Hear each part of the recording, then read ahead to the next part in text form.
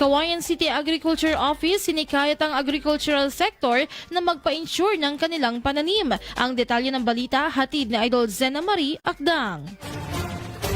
Inanunsyo ng Cauayan City Agriculture Office na bukas na ang libreng insurance ng Philippine Crop Insurance Corporation para sa mga magsasaka at mangingisdang naapektuhan ng mga nagdaang kalamidad. Sa naging pahayag ni City Agriculturist Engineer Ricardo Alonzo, para ma-avail ang libreng insurance, kailangang nakarehistro ang isang farmer o fisherfolk sa Registry System for Basic Sectors in Agriculture o RSBSA. Dagdag pa nito, maaari ring magpa-insure ang mga hindi miyembro ng RSBSA, subalit may fee na babayaran kung kaya't hinikayat ni Alonzo ang mga hindi pa RSBSA members na mag-apply na. Samantala sa inilabas na abiso ng PCIC, maaaring ipa-insure ang mga pananim tulad ng palay, mais at gulay, poultry, livestock at aquaculture farm at mga agricultural machineries. Para sa mga nais mag-avail at ilang katanungan, maaari magtungo sa opisina ng Cauayan City Agriculture Office sa New Government Center, Barangay Tagaran. Ang naturang insurance ay isang special program ng PCIC sa ilalim ng Department of Agriculture na naglalayong protektahan ang mga magsasaka at mangingisda laban sa kalamidad, sakit at peste.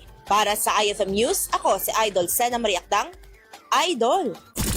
IFM News.